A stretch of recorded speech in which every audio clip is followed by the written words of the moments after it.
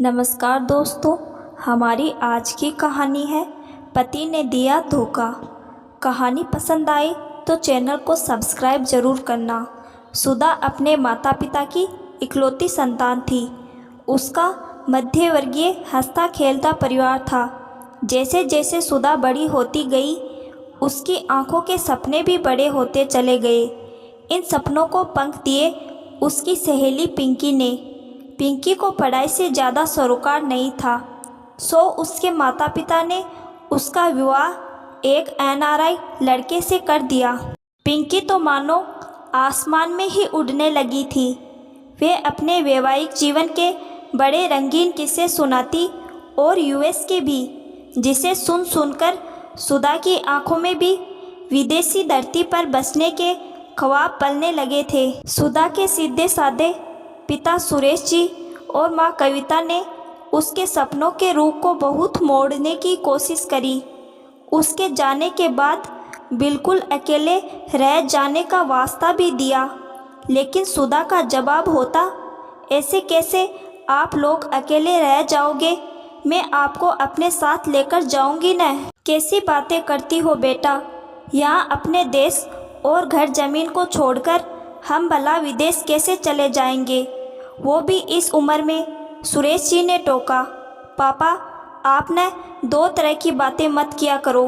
एक तरफ तो आप सबसे ये कहते हो कि यही मेरी बेटी है और बेटा भी, दूसरी तरफ ऐसे बोल रहे हो। सुधा तर्क वितर्क पर उतर आती। सुरेश जी और कविता जी समझ गए कि इस लड़की को समझाने का कोई फ़ायदा नहीं है। उन्होंने मैट्रिमोनियल साइट पर उसकी ID बना दी और रिश्ते देखने शुरू कर दिए। इधर सुधा अपनी LLM कंप्लीट करने के साथ खेलकूद का प्रशिक्षण भी अपने पुराने विद्यालय की बालिकाओं को देती रही। काफ़ी रिश्ते देखने के बाद उन्हें सुधा के लिए आदित्य का रिश्ता पसंद आ गया। आदित्य के पिता एक बिजनेसमैन थे जो भारत में ही रहते थे और आदित्य कनाडा में रहता था। सुधा को आदित्य के बातचीत करने का लहजा बहुत भा गया। वो कहते न थकती कि आदित्य उसकी बहुत इज्जत करेगा और सभी सपने पूरे करेगा। आदित्य 15 दिन की छुट्टी लेकर भारत आया और सगाई शादी सभी कुछ एक साथ करके सुधा को साथ ले गया। ये सब तैयारी उसने पहले ही कर ली थी। शादी के बाद के 4 दिन मायके और ससुराल के रिश्तेदारों के यहाँ मेहमानी करते निकल गए। 5वें दिन वो पग फेरे करने पीहर आई। आदित्य अपने घर ही रुक गया था। 7वें दिन वो आंखों में सतरंगी सपने सजा अपने पिया संग कनाडा पहुंच गई। आदित्य ने सुधा को पहले ही समझा लिया था कि चूंकि समय कम रहेगा, शादी की भागदौड़ थकान ज़्यादा रहेगी, तो हम दोनों अपनी स्वागरात और हनीमून सभी कुछ आराम से कनाडा में ही मनाएंगे, जिसे निश्चल मन की सुधा ने सहर्ष स्वीकार भी कर लिया था। मन में उमंग लिए सुधा आदित्य के फ्लैट पर पहुंची तो लूसी ने उसका स्वागत किया।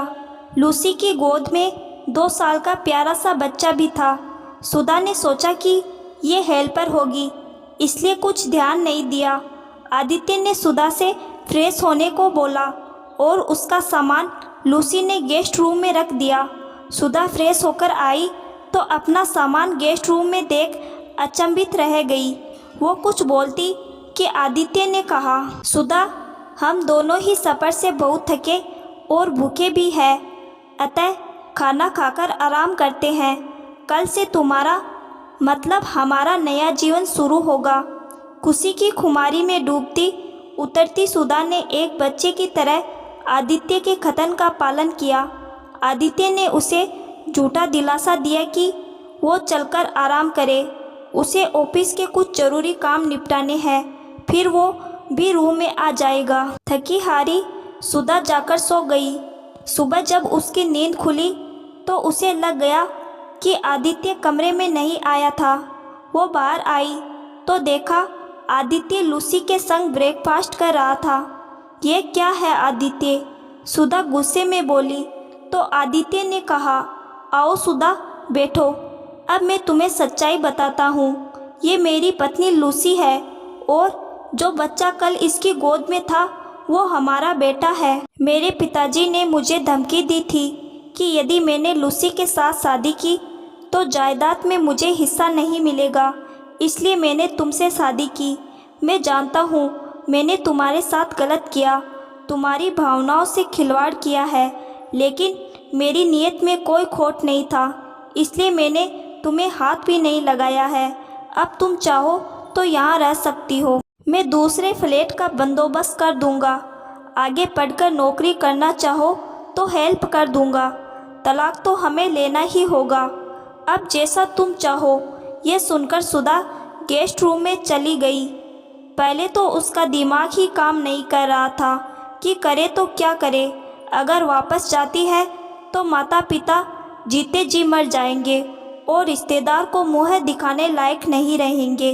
वो अलग, लेकिन यहाँ कैसे, क्या करे।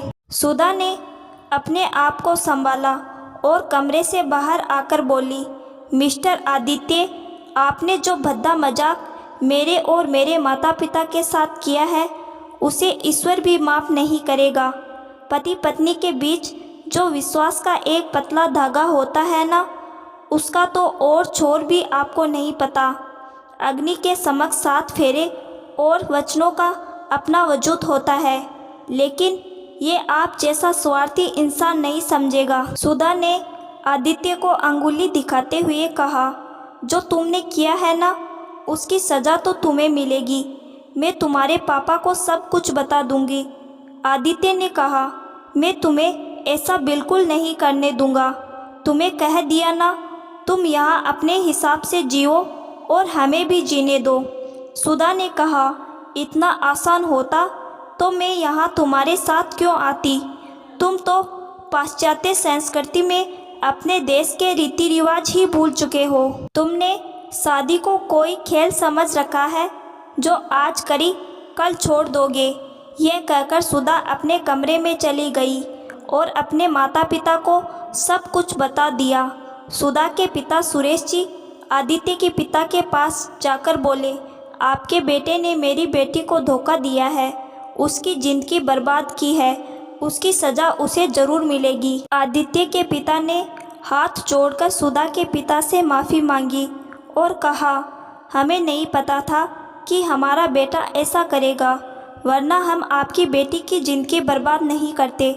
आप चिंता ना करें, हमारे कारण ऐसा हुआ है तो हम सुधा की दूसरी शादी करवाएंगे। गलती हमारी ही है। यदि हम पहले ही अपने बेटे की बात मान लेते और उसकी पत्नी लूसी को अपना लेते तो आज सुधा की ज़िंदगी बर्बाद ना होती। आज से सुधा मेरी बहू नहीं बेटी है।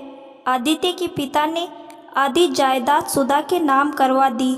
आदित्य को भी अपने किए पर पछतावा हो रहा था कि यदि वो ढंग से अपने पिता को सारी सच्चाई बता देता तो आज उसके जायदाद का बंटवारा नहीं होता और सुधा को भी ये सब सहन नहीं करना पड़ता। उधर सुधा ने भी विदेश के सपने देखने बंद कर दिए और अपने माता पिता से कहा, मुझे अब कहीं नहीं जाना, यहीं रहकर आप दोनों की सेवा करनी है। अब यदि मैं शादी करूंगी तो भी यहीं रहूंगी आप दोनों के पास। कोई जल्दबाजी नहीं करूंगी शादी में, पहले अपना करियर बनाऊंगी, बाद में शादी के बारे में सोचूंगी। सुरेश जी और कविता जी ने अपनी बेटी को गले लगा लिया। आज सब रिश्तों की उलझन सुलझ गई थी। तो दोस्तों, आशा करती हूँ आज की कहानी आपको पसंद आई होगी। धन्यवाद।